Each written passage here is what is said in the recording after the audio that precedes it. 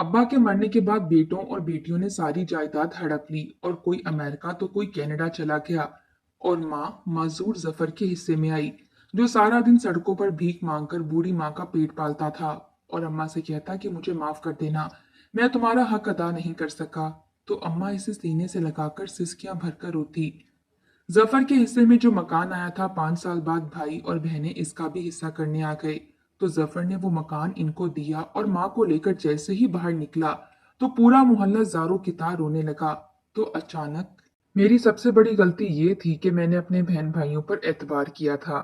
मुझे लगा था कि मेरे बहन भाई भी मेरे साथ यूं ही मुखलिस हैं, जैसे मेरे माँ बाप मेरे साथ बेलौस मोहब्बत करते हैं।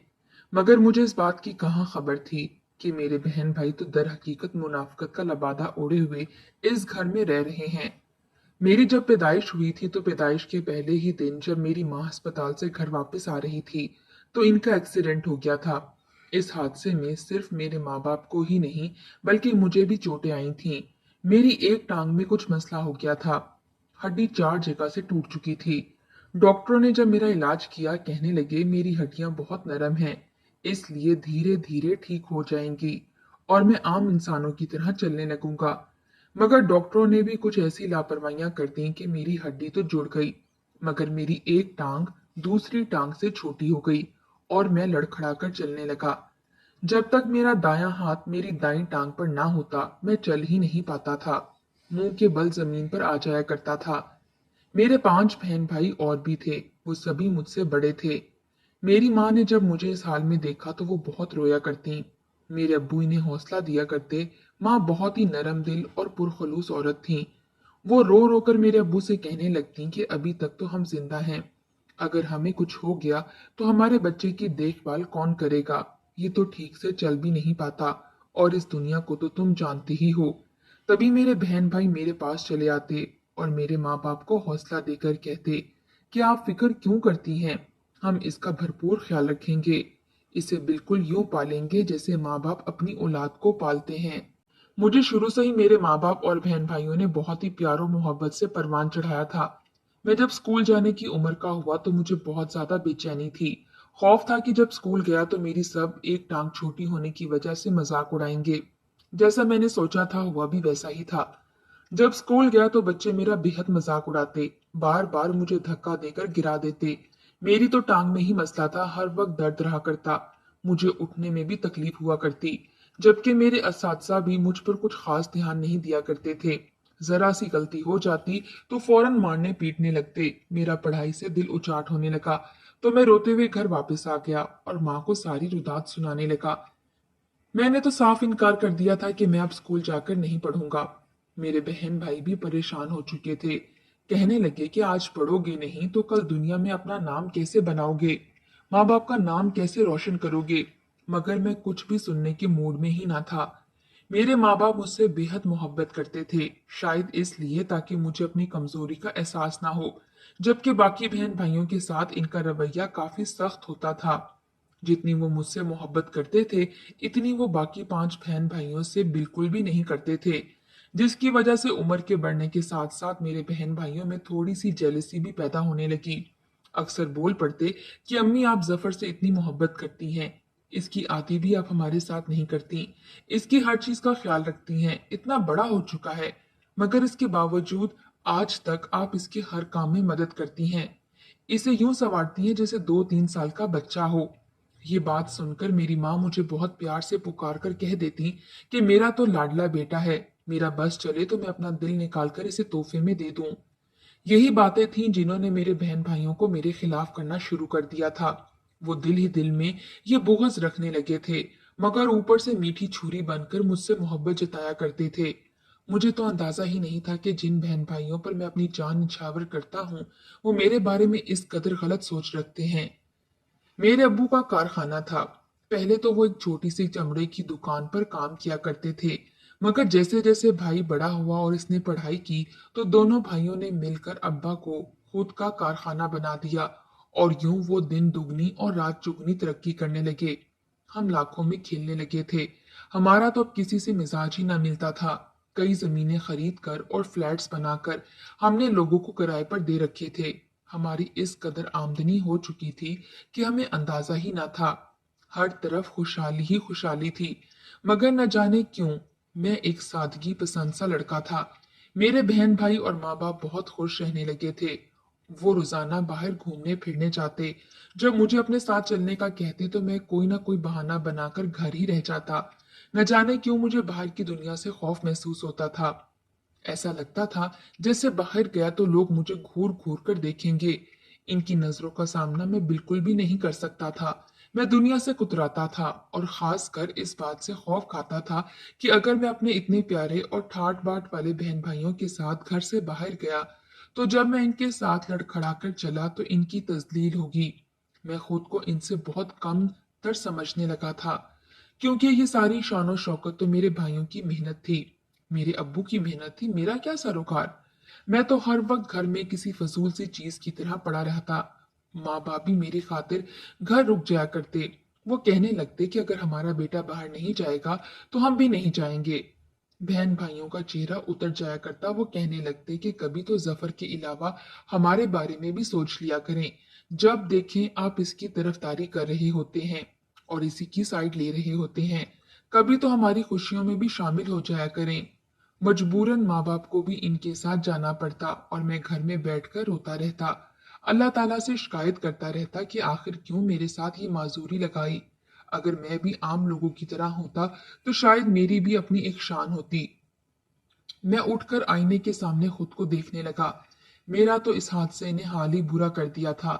मैं 21 साल का हो चुका था, मगर इसके बावजूद इस तरह सूखा तिनका था कि गोया कोई आदि मरीज हो। मेरी हड्डियां बाहर को निकली हुई थी और मेरी एक टांग भी कमजोर थी। मैं अपना भद्दा और बेढंगा सा वजूद देखकर वापस आकर बैठ जाया करता और घुट घुट कर रोता रहता। मैंने खुद को बिल्कुल ही दुनिया से काट कर रख दिया था। यहाँ तक कि लोग ये गुमान करने लगे कि मेरे माँ बाप के सिर्फ 5 ही औलादे हैं। मुझे तो सब भूल ही चुके थे। कोई इक्का दुक्का लोग जानते थे कि मैं भी जिंदा हूँ और इसी घर में ही रहता हूँ। यूं ही वक्त गुजरता चला गया और मेरे अब्बू की तबीयत खराब रहने लगी। वो करोड़ों की जायदाद के मालिक थे। एक रोज उन्होंने सब बच्चों को अपने पास बुलवाया। इनकी तबीयत बहुत खराब थी। उन्होंने सबको अपने पास बुलाकर कहा कि मैं चाहता हूं कि अपनी जायदाद अपने बच्चों में बराबर तकसीम करवा दूं। उन्होंने वकील को भी बुला रखा था। मेरी माँ भी वहीं पर मौजूद थी और मेरे सारे बहन भाई भी वहीं मौजूद थे।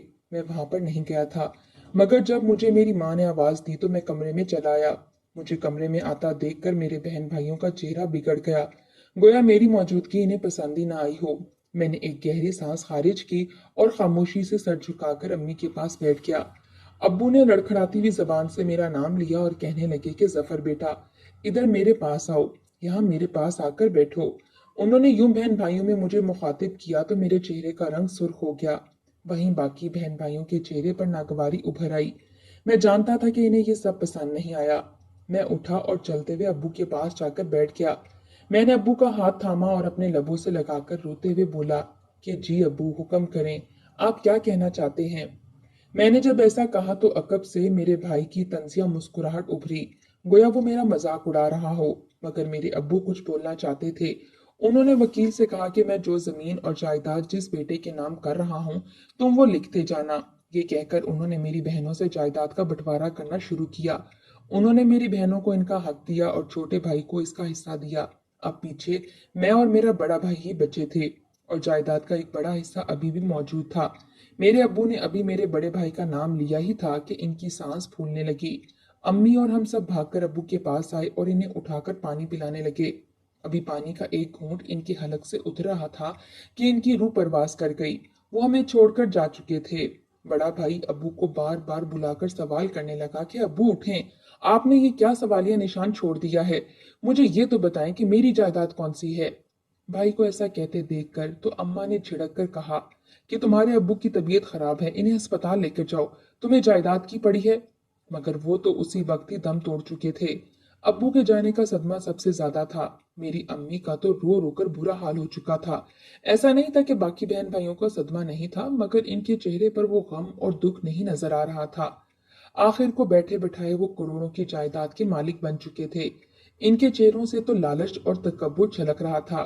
अब्बू को दफन कर दिया गया और अभी हम सब अब्बू की तदफीन करके वापस आए ही थे कि बड़ा भाई आकर कहने लगा कि पीछे जो जायदाद बची है इसका वारिस सिर्फ और सिर्फ मैं हूँ, क्योंकि अब्बू ने उस वक्त मेरा ही नाम लिया था जब वो वफात पाने वाले थे। मेरी माँ ने एक बेयकीनी की नजर बेटे पर डाली और कहने लगी, ये क्या हो गया है तुम लोगों को? अभी अभी तो तुम्हारे अब्बू को कब्र में उतार कर आए हैं। आज इनकी कब्र में पहली रात है और तुम अभी से ये बातें करने लगे हो।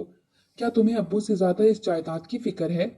उस वक्त तो भाई खामोश हो गया, मगर चंद रोज बाद इसने वकील से कहकर वो सारी जायदाद अपने नाम करवा ली।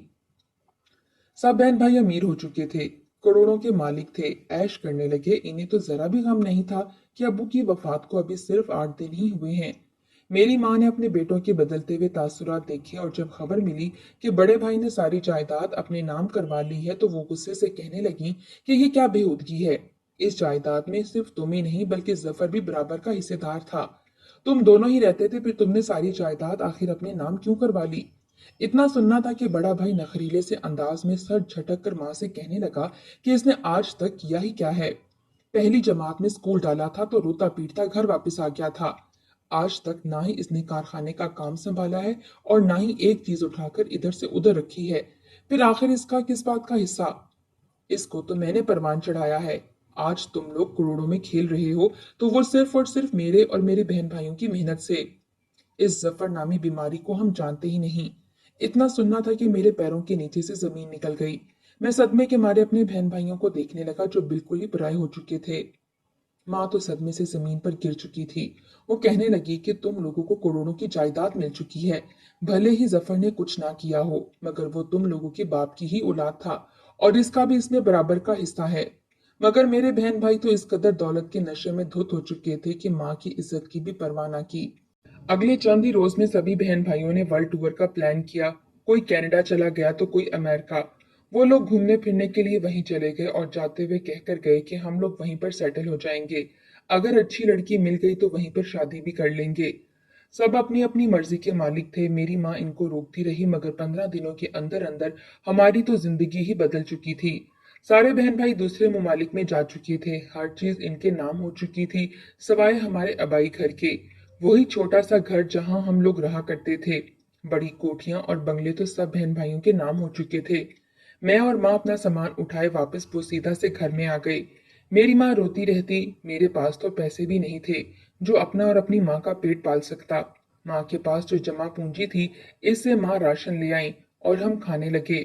मेरे पास एक अदद मोबाइल भी था, जब जरूरत पड़ी तो उसी मोबाइल को भी बेच डाला और अपनी माँ की दवा ले आया और घर का खर्च पूरा करने लगा। मगर आखिर कितने रोज इन पैसों से घर चलता? मेरी माँ भी अपनी बेवफा औलाद को सोचकर बीमार रहने लगी थी। इन्हें दिल की बीमारी लग चुकी थी। वो अक्सर यूं ही बिस्तर पर पड़ी रहती और रोती रहती। मैं अपनी माँ को इस हालत में नहीं देख सकता था। मैं इन्हें हौसला देता और समझाता था कि आप परेशान मत हुआ करें। आपका बेटा आपके साथ है। मैं किसी भी तरह करके आपका इलाज करवाऊंगा और आपको इस बीमारी से निजात दिलवाऊंगा। हम बहुत जल्द दोबारा पहले वाली हालत में आ जाएंगे। मगर इसके बावजूद मेरी माँ रोती रहती और कहती कि मुझे माफ कर दे। आज तेरे साथ जो भी हो रहा है वो सिर्फ और सिर्फ मेरी वजह से हो रहा है। मगर इसमें तो किसी की गलती ना थी। ये तो मेरे बहन भाई ही थे जो बेवफा निकले थे। वो जुमेरात का दिन था। मैंने माँ से वादा किया कि आज जरूर अपने लिए कोई काम ढूंढ कर लाऊंगा। आज सुबह से हमने नाश्ता भी नहीं किया था। मैं घर से निकला और मारा मारा दुकान पर काम ढूंढने लगा, मगर किसी ने भी मुझे काम पर न रखा। सब मेरी माजूरी देखकर मुझे निकाल देते कि तुम आखिर यहाँ पर काम कैसे कर सकते हो।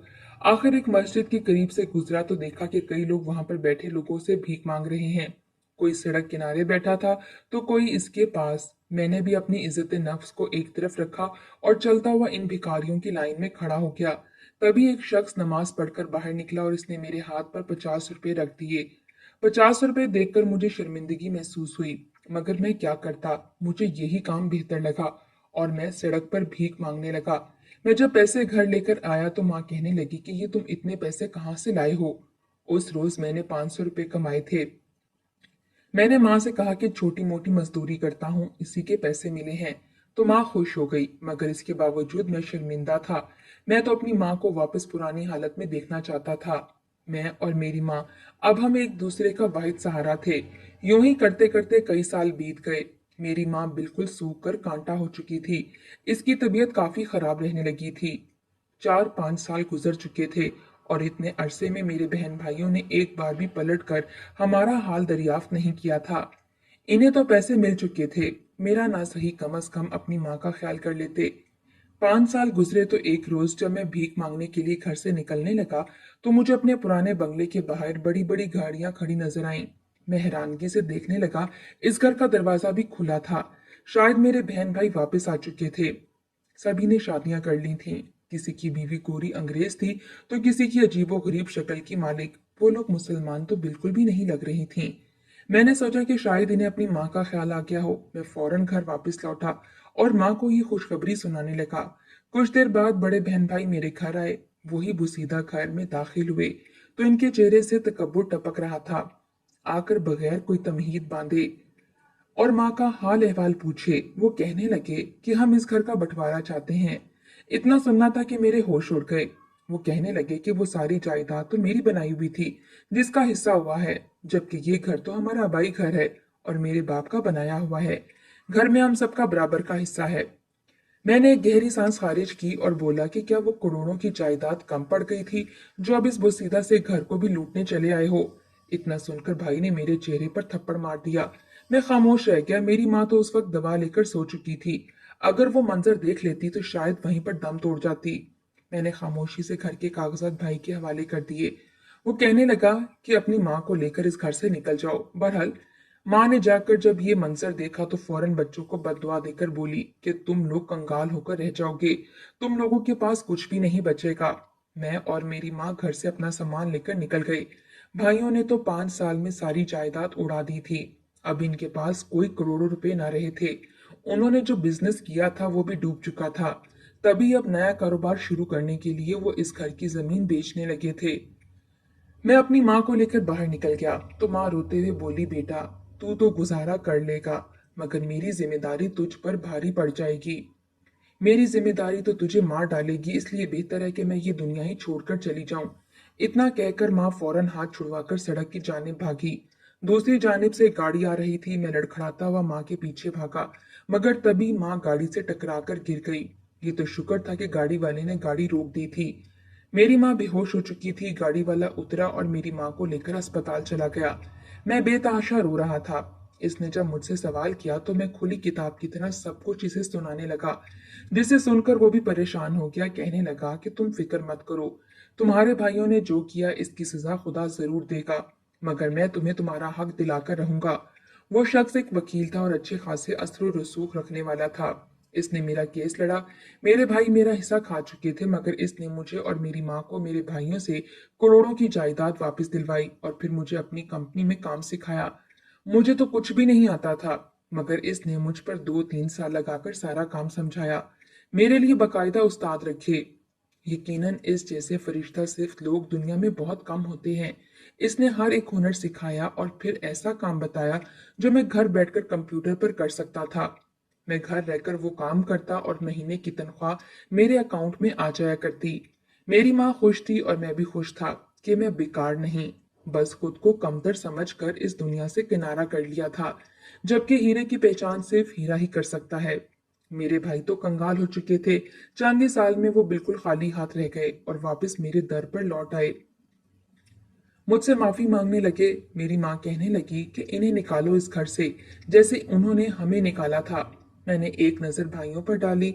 इनकी आंखों में नदामत थी। हाँ, हो सकता है कि दोबारा जब इनके पास पैसे आए तो वो दोबारा बुरे बन जाएं, मगर मैं इन जैसा नहीं था।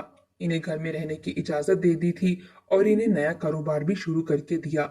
वो शर्मिंदा से थे, मुझसे माफी मांगते रहते, मगर मैंने एक गहरी सांस खारिज करके इन्हें माफ कर दिया। मेरी माँ को मुझ पर फख्र था और यकीनन मेरे बाप को भी होगा, मगर खैर, अगर मैं भी इन्हें धक्के देकर घर से निकाल देता तो इनमें और मुझ में कोई फर्क ही ना रहता। मैं अपने भाइयों जैसा नहीं था और ना ही बनना चाहता हूँ। बस इस नेक शख्स का शुक्रगुजार हूँ जिसने मुझे आज इस काबिल बनाया था, मेरे हुनर को रोशन नाज किया था। काश मेरे भाइयों ने मुझे यूं मजबूत किया होता तो बहुत पहले ही मैं एहसास कमतरी से निकलकर बहुत आगे पहुंच चुका होता।